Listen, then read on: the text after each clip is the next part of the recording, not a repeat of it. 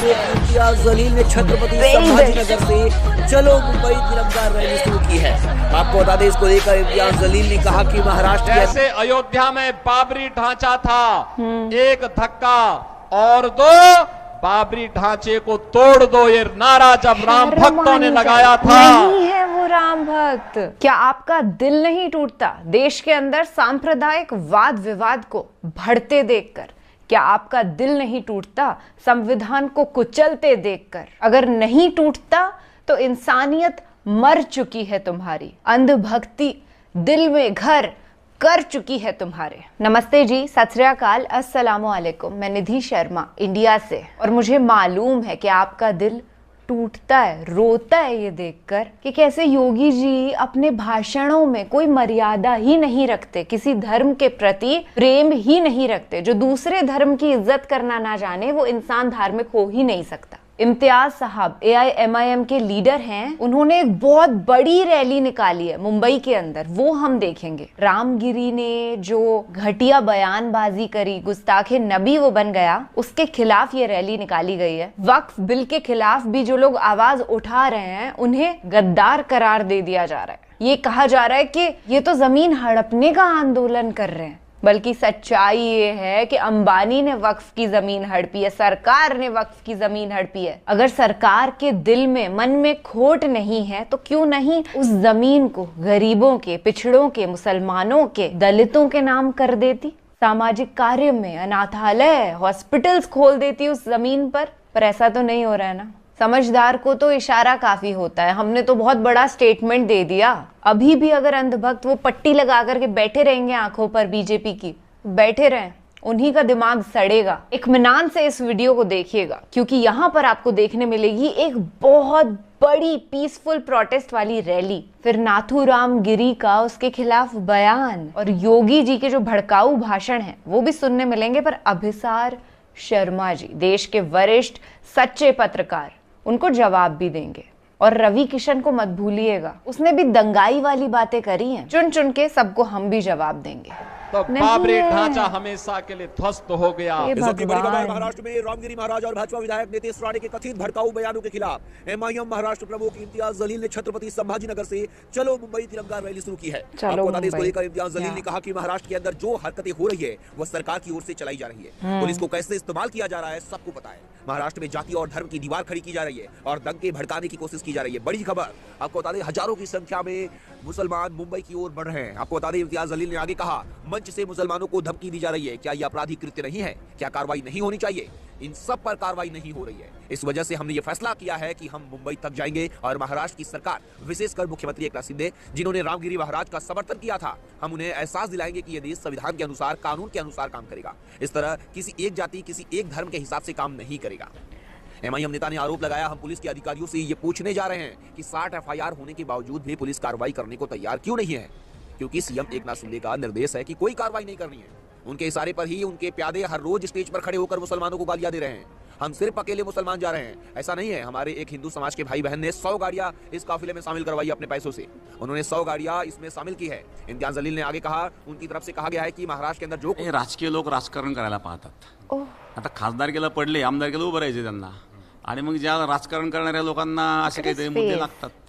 वास्तविक तसं काही नाही आहेत, आणि आम्ही जे बोललेलो आहोत तर तो इतिहास आहेत, जे लिखित आहेत, आणि माझं मत आहे की त्यांनी अशा प्रकारचे आंदोलन करण्यापेक्षा जे काही आम्ही मत मांडलेलं आहेत ते चुकीचं आहे असं त्यांनी सिद्ध करावं।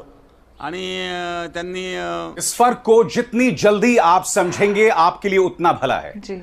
भारतीय जनता पार्टी के नेता अपने बच्चों को विदेशों में अच्छी पढ़ाई करवाते हैं, मगर आपके बच्चों को दंगाई बनाना चाहते हैं। और ये बात मैं पूरी जिम्मेदारी के साथ कह रहा हूं। सही कह रहे हैं। गोरखपुर से पार्टी के सांसद रवि किशन का बयान चर्चा में है। वो बयान क्या दिया कुछ देर बाद, मगर आज न्यूज चक्र में हम न सिर्फ रवि किशन, अनुराग ठाकुर जैसे नेताओं की चर्चा करेंगे जो खुद तो चुनावी मंच पर खड़े होकर भड़काऊ बयान देते हैं मगर अपने बच्चों को विदेशों में पढ़ाते हैं।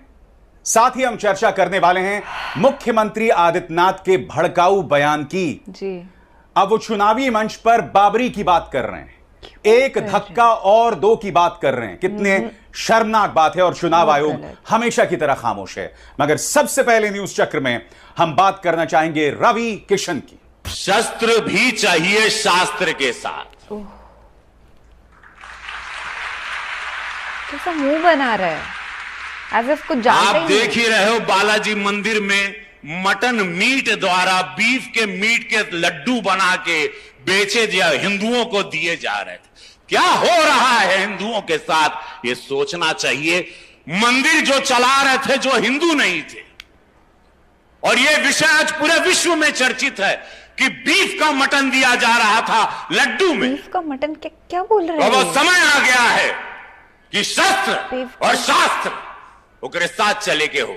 यह समय बा, यह पूज्य महाराज जी सिखावा ना। अगर ये बुलडोजर कहा ना तो उसके अंदर बहुत सारी बातें हैं। शर्म भी नहीं आती है। बहनों और भाइयों, आज कांग्रेस का ढांचा वैसे ही जर्जर हो चुका है जैसे अयोध्या में बाबरी ढांचा था। एक धक्का और दो, बाबरी ढांचे को तोड़ दो, ये नारा जब राम भक्तों ने लगाया था, राम भक्त मत कहो भाई, तो बाबरी ढांचा हमेशा के लिए ध्वस्त हो गया। और बाबरी ढांचा जो ध्वस्त हुआ, गुलामी का ढांचा ध्वस्त हुआ, अयोध्या में राम मंदिर निर्माण का मार्ग प्रशस्त हुआ। और मैं आपका यही आह्वान करने के लिए आया हूं, जो ये लोग जाति की राजनीति करके आपको विभाजित करना चाहते हैं। मैंने कहा था ना कि बटोगे तो कटोगे, तो तुम ही कर रहे हो। बीजेपी एक रहोगे तो नेक रहोगे। कहने का सब कुछ है। कोई माई का लाल आपका बाल बांका नहीं कर पाएगा। आप जिस बाबरी की बात कर रहे हैं, जिस अयोध्या की बात कर रहे हैं, ये वही अयोध्या है ना जहां समाजवादी पार्टी ने आपको बुरी तरह से पटखनी दी थी? नहीं, बताइए। आप तो अयोध्या की बात कर रहे हैं, बाबरी की बात कर रहे हैं, और वहां की जनता ने आपका क्या हाल किया? सबसे बड़ी बात, आप बाबरी की बात कर रहे हैं, ये बताइए अयोध्या में और बनारस में कितने मंदिर तोड़े गए? अभी हाल ही में आपने अयोध्या के सर्कल रेट, जमीनों के रेट बढ़ाए, एक अरसे तक नहीं बढ़ाए। जैसे ही बाबरी पर सुप्रीम कोर्ट का फैसला आता है, भाजपा के जो चाटुकार नेता हैं या जो चाटुकार नौकरशाह हैं, इनके सांसद, इनके ब्यूरोक्रेट्स, बड़े बड़े धन्ना सेठ, लोढ़ा कंपनी, अडानी ग्रुप, बृजभूषण शरण सिंह का जो बेटा है, इसके अलावा अरुणाचल के डिप्टी चीफ मिनिस्टर के बेटे, बड़े बड़े नौकरशाह, ये लोग जमीन खरीद लेते हैं, मगर अयोध्या की जनता को कोई फायदा नहीं होता है। और इसी का इनाम अयोध्या की जनता ने दिया। आप किस बाबरी ढांचे को गिराने की बात कर रहे हैं? भाजपा को वहां की जनता बुरी तरह गिरा चुकी है, मिस्टर आदित्यनाथ। दूसरी बात, बटेंगे तो कटेंगे। यहां पर भी काटने बांटने की बात कर रहे हैं, यहां पर भी एकता की बात कर रहे हैं तो सिर्फ हिंदुओं की एकता की, देश की एकता की बात नहीं कर रहे हैं। संविधान की शपथ ली है मान्यवर ने, मगर देश की एकता की बात नहीं करेंगे, हिंदुओं की एकता की बात करेंगे। सुनिए वो क्या कह रहे हैं। जिस हरियाणा को कांग्रेस ने परिवारवाद के, भ्रष्टाचार के गर्त में डुबोने का काम किया था, चाहे कांग्रेस रही हो, चाहे इनलो रही हो, और चाहे वह दिल्ली के अंदर झाड़ू लगाने वाली पार्टी हो। याद रखना, बहुजन समाज पार्टी के हाथी का पेट इतना बड़ा है, वो कभी भरता नहीं है, कभी नहीं भरने वाला है, वो वोट खराब हो जाएगा, याद रखना। और मैं यही कहने के लिए आज आपके पास आया हूं, बहन और भाइयों, मोदी की तरह कोई ऐसी गलती मत कर देना कि जो आपस में बंटे। याद रखना, बटे तो कटे, ये कभी नहीं होने देना है। और एक कांग्रेस का जो हाथ है ना, ये अभी हालात को और बिगाड़ने के लिए आया है। कांग्रेस का हाथ बिगाड़ेगा हालात, और विकास की जो रफ्तार है, नायब सिंह सैनी की सरकार को लाने के लिए यह आवश्यक है। यह नायब सिंह सैनी की सरकार इस विकास की रफ्तार को स्पीड अप करने के लिए आवश्यक है। मुख्यमंत्री आदित्यनाथ खुलकर क्यों नहीं कहते कि मैं हिंदुओं की एकता की बात कर रहा हूं। मुझे परवाह नहीं है कि हिंदू और मुसलमान एक रहें, मुझे परवाह नहीं कि हिंदू और मुसलमान एक रहें, क्योंकि मुख्यमंत्री आदित्यनाथ जानते हैं कि जिस दिन हिंदू और मुसलमान एक हो गया, भाजपा का सूपड़ा साफ हो जाने वाला है। बिल्कुल। आप सिर्फ बंटवारे की राजनीति कर सकते हैं, आप सिर्फ लोगों को बांट सकते हैं, दैट्स इट, इसके अलावा कुछ नहीं।